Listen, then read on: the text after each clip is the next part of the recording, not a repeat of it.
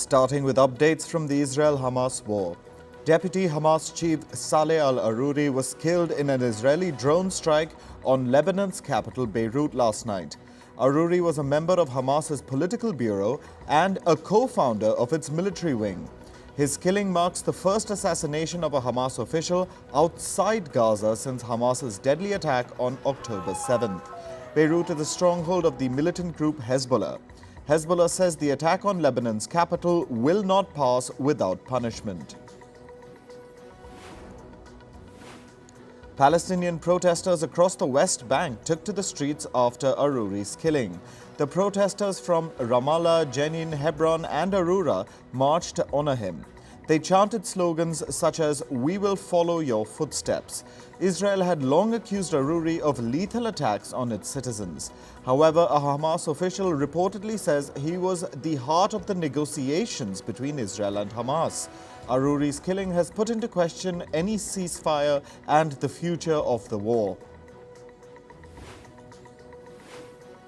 The Palestinian Red Crescent Society has said that Israeli forces have hit its headquarters in Gaza's Khan Yunis. This has resulted in several deaths and wounded many of the displaced people sheltering there. Gaza's health ministry said 207 people had been killed in the past day. This raises the total death toll of the enclave beyond 22,000. Turkish authorities have detained 34 people suspected of being linked to Israel's Mossad intelligence service. The country's interior minister said that suspects were detained in 57 locations, including in Istanbul. He added that the suspects allegedly kidnapped and assaulted foreign nationals living in Turkey. A Houthi spokesperson has threatened to punish the US for its actions in the Red Sea. He said that the US would not escape punishment and retaliation. Over the weekend, US helicopters repelled an attack by the Houthis on a vessel in the Red Sea, killing 10 Houthi militants and sinking 3 of their boats. The UN Security Council may meet as soon as today to discuss the situation in the Red Sea. This is according to the French ambassador to the United Nations. The official said immediate action is necessary to counter the situation. He added, and I quote, "There is a repetition of violations and military actions in this area." In other news, the US has reportedly reached a deal to extend its military presence in a base in Qatar.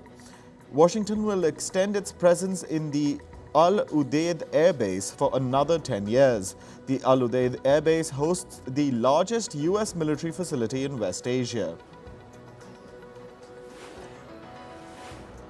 Harvard University President Claudine Gay has said she will resign from her position. This ends a 6-month tenure that was marred by allegations of plagiarism and backlash over her congressional testimony about anti-Semitism on campus. At the testimony, Gay and other university presidents were criticized. This was for failing to acknowledge that anti-Semitic chants on campus amounted to bullying and harassment. Following the testimony, calls for Gay's resignation grew after a report accused her of plagiarism.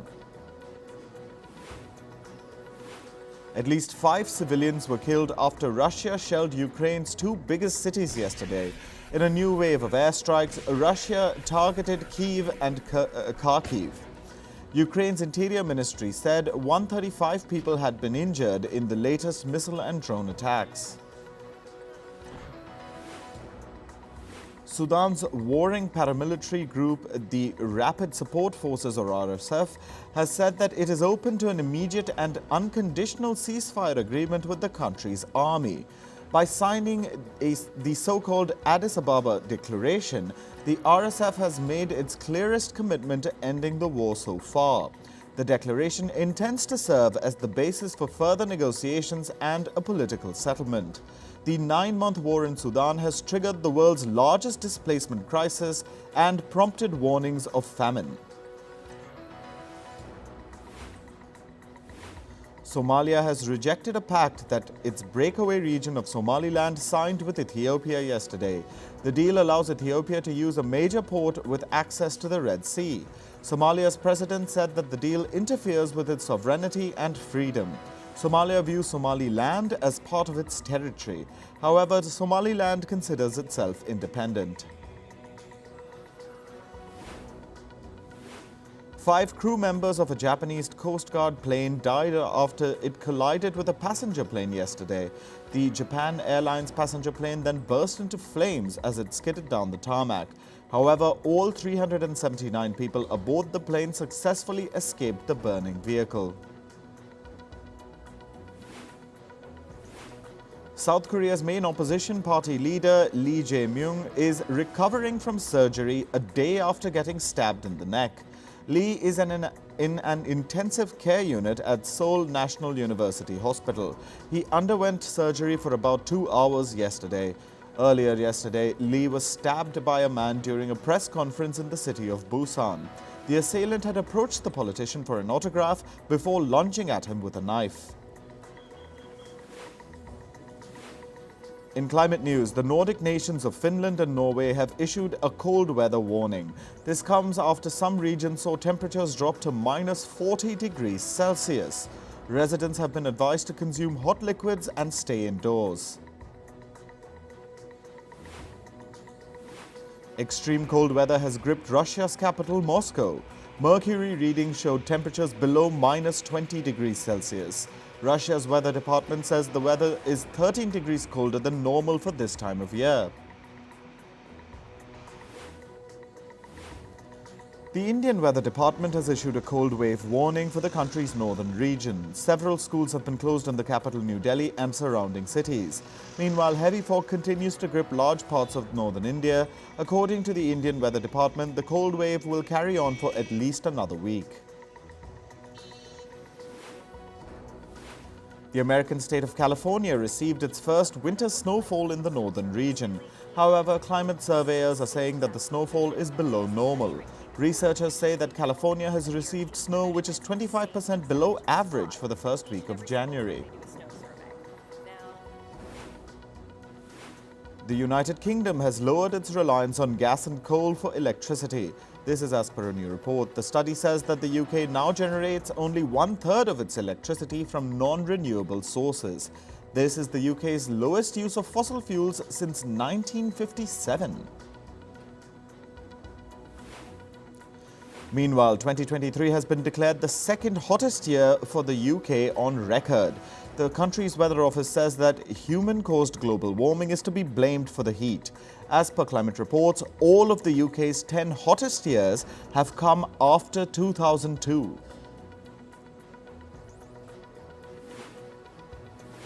Residents in Mexico's capital city woke up to smoky and blurry skies. The country has raised an alarm after witnessing extreme levels of air pollution. Mexico City officials say that nearby industries and fireworks on New Year's are to be blamed for the poor air quality. On to business and tech news. China's BYD overtook Tesla on electric vehicle sales over the latest quarter. BYD delivered more than 526,000 cars in the October to December period, which is about 31,000 units more than Tesla. However, for the full year, Tesla is still ahead of BYD. Meanwhile, in Norway, Tesla maintained its lead for the third straight year in 2023. Data showed Tesla's share of the country's overall car market. It rose to 20% from 12.2% in 2022. Electric vehicles accounted for 82.4% of new vehicles sold in Norway last year. Air Transat flight attendants have rejected a tentative agreement with the Canadian leisure carrier. The union, representing 18,500 flight attendants in Canada, said that one of the main reasons for the deal's failure was that the raises failed to keep up with higher costs of living. This has raised fears of a strike at the end of the holiday travel season. Computer chip equipment maker ASML has said that the Dutch government partially revoked its export license. This is for the shipment of some of its parts to China. ASML said that the government had pulled the export license after pressure from the US government, which aims to undermine China's ability to make its own chips. China has reportedly removed an official at a government body overseeing its press and publications regulator. This comes days after Chinese gaming stocks tanked following the introduction of draft rules that aimed to curb spending on video games. Last week, the head of the publishing unit of the Communist Party's publicity department was removed. The department oversees China's National Press and Publication Administration, which in turn regulates the country's video game sector. China's average daily home sales during the three-day New Year holiday fell 26%. This is compared to the same period last year. Sales fell the most in smaller cities, dropping 50% during the holiday. This is according to data from the China Index Academy, which is one of the country's largest independent real estate researchers. The Philippine Stock Exchange resumed trading after a 2-hour halt this morning. The main stock index was down 0.4% shortly after resumption. Earlier in the day, the bourse halted trading without providing a reason for the stoppage. US-based short-term rental provider Frontdesk has laid off its entire 200-person workforce. This comes after its attempts to raise more capital failed. Frontdesk added that it will be filing for a state receivership, which is an alternative to filing for bankruptcy. Apple's share prices fell nearly 3.6% to a 7-week low yesterday. This was after Barclays downgraded the shares of the company. Barclays' downgrade comes amid concerns that the demand for Apple devices from its flagship iPhone to the Mac will remain weak in 2024. Apple has been grappling with a demand slowdown since early last year. The U.S. state of Montana will appeal a ruling by an American court that had blocked its ban on the use of TikTok. Montana's ban on the video-sharing app was set to take effect from January 1, 2024. But in November, the court blocked it, arguing that it violates the U.S. Constitution.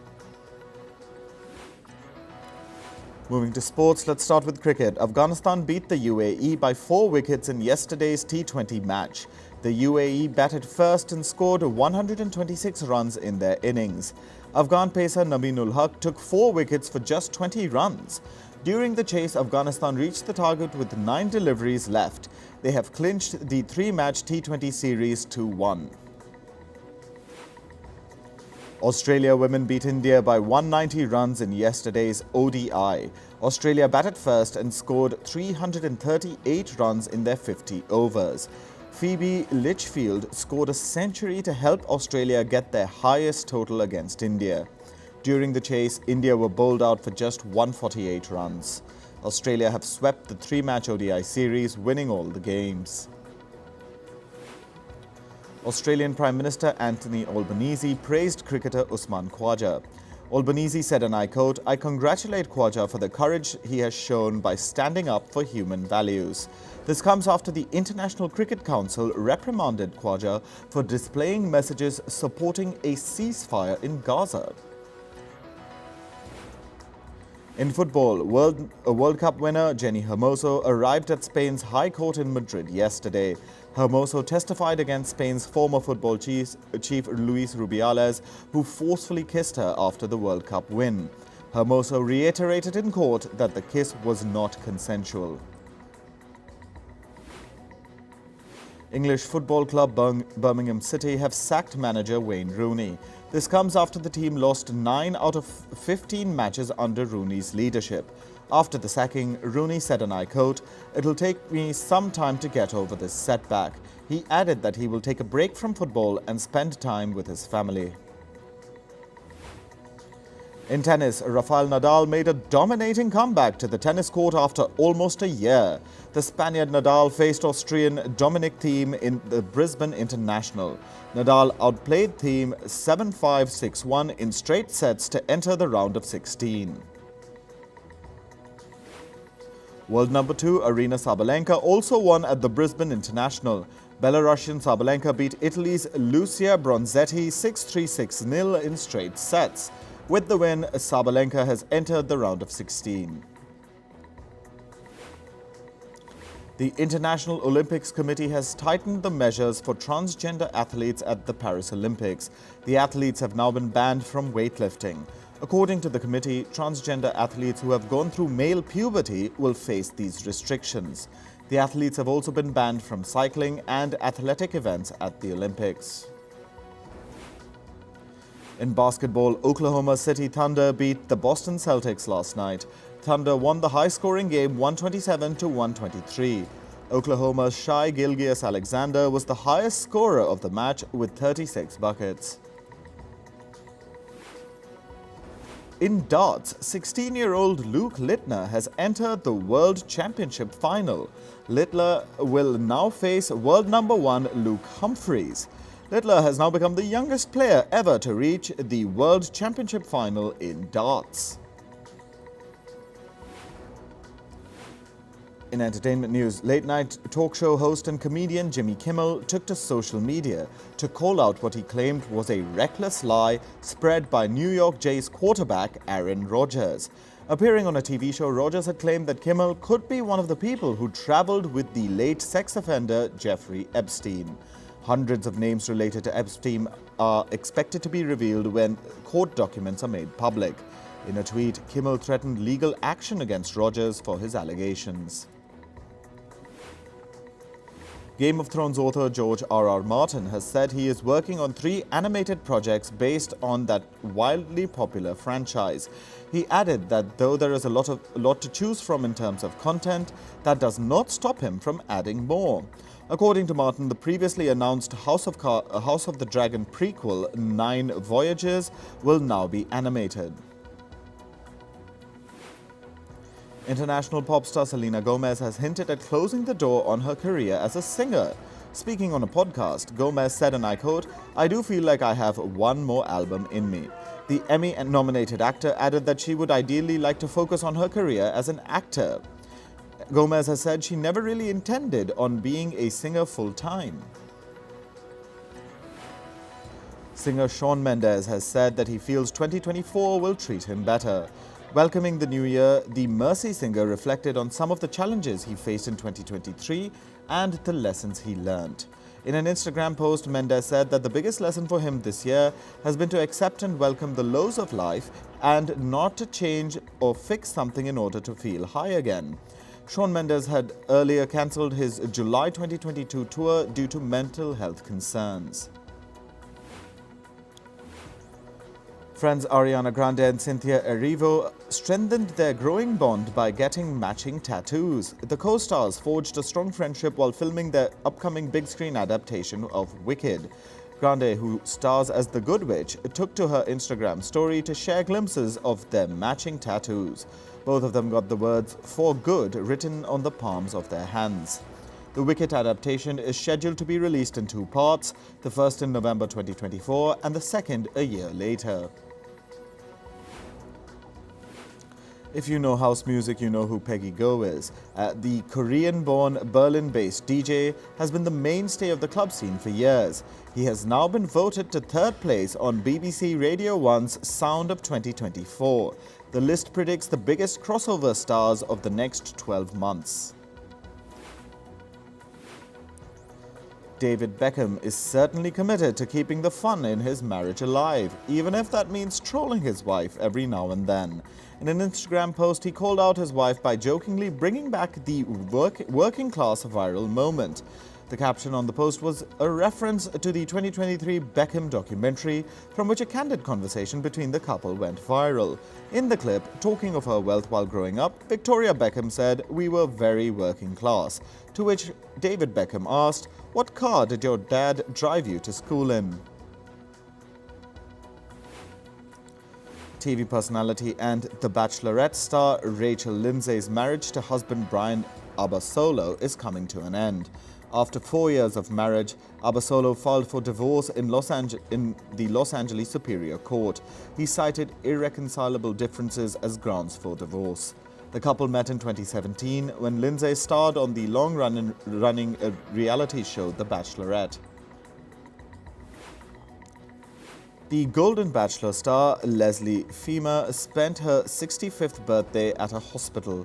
The TV personality revealed that instead of a celebration, this year she underwent what she called was a random surgery. She added that she was rushed into ER after severe cramping and bowel blockage, which was linked to a scar tissue from an appendectomy. A federal judge has determined that embattled ex-lawyer and estranged husband of Erica Girardi, Tom Girardi, is competent to stand trial. This comes nearly a year after a federal jury in California charged him with 5 counts of wire fraud for allegedly embezzling more than $15 million from several of his legal clients in February 2023. Girardi has been living restricted memory care unit at an assisted living facility since 2022, following his dementia and late-onset Alzheimer's disease diagnosis in 2021.